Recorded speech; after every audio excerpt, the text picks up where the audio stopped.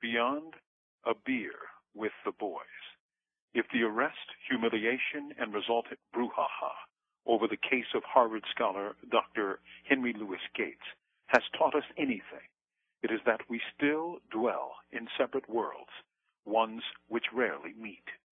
And while some wags have rushed to tell us that the case shows us the continuous clash of class, I beg to differ.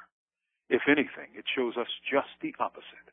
When it comes to black people of whatever wealth, status, class, or prominence, the normal rules don't apply. Indeed, blacks are the ever-present exceptions to the rules. Consider this.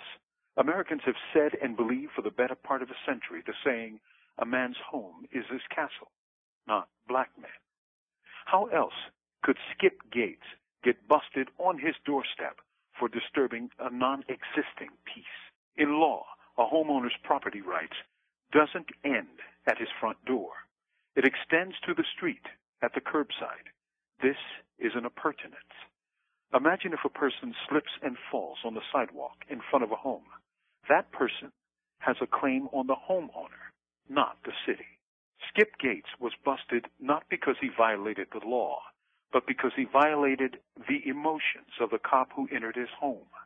He angered him when he initially refused to exit his house, and he angered him further when Professor Gates demanded the cop's ID.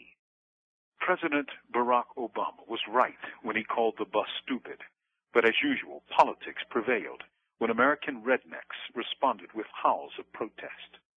One need look no further than the email sent by a Boston cop in response to the Gates case, where the distinguished educator was described as a jungle monkey. No, a banana-eating jungle monkey. Furthermore, imagine what it takes, not just to write this, but to write this to a reporter. They took it personally, just as the cop in Gates' home took it personally. Will a beer with the boys put this fire out?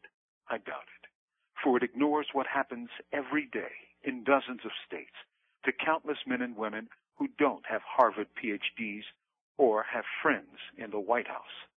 The sad truth is, being black in America is akin to being born low caste in India, where separate and unequal rules remain, despite promises in the Constitution. Obama's election hasn't changed that reality, but may mask it by providing cover for the ugly things that blacks endure in a nation where the elites claim a false post-racialism. A few brewskis ain't gonna change that either. From death row, this is Mumia Abu Jamal. These commentaries are recorded by Noel Hanrahan of Prison Radio.